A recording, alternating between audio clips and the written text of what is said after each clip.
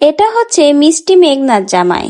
তবে এই মেঘনার জামাইয়ের সাথে আগেই কিন্তু তাদের বিয়ে হয়ে গেছিল, বলতে গেলে খুব ছোটবেলায়। পরবর্তীতে ভুল বোঝাবুঝির জন্য তারা আলাদা হয়ে যায়, কিন্তু শেষমেশ আবারও ভালোবাসার পূর্ণতা পেল।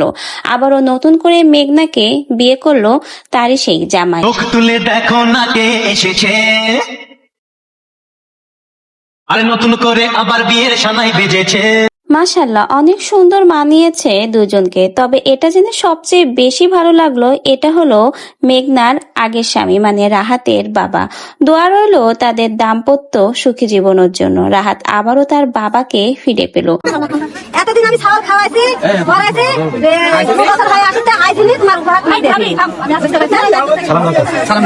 মেঘনার মা মেঘনার সন্তানকে তার বাবার হাতে তুলে দিল। 2 বছর ধরে মেঘনার সন্তানকে দেখে শুনে রেখেছিল মেঘনার মা। শেষমেশ তার বাবার হাতে উপহার হিসেবে তুলে দিল মেঘনার সন্তানকে, এবং সেই মুহূর্তের ভিডিও সবাইকে কিন্তু নাড়িয়ে দিয়েছে, বলতে গেলে সবার হৃদয়কে নাড়িয়ে দিয়েছে।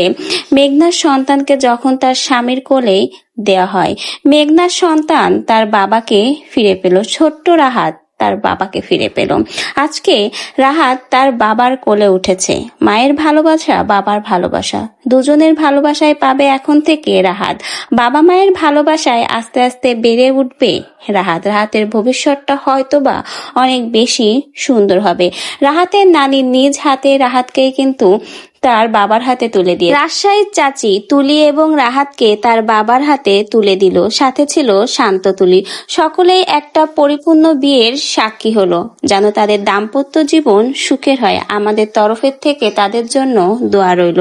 রাহাত তার বাবা মা দুজনকেই একসাথে পেল। আগামী দিনগুলো যেন তাদের অনেক বেশি সুন্দর কাটুক। তাদের এই নবদম্পতিদের জন্য অনেক অনেক শুভকামনা রইল, এবং রাহাতের জন্য রইল অনেক অনেক ভালোবাসা।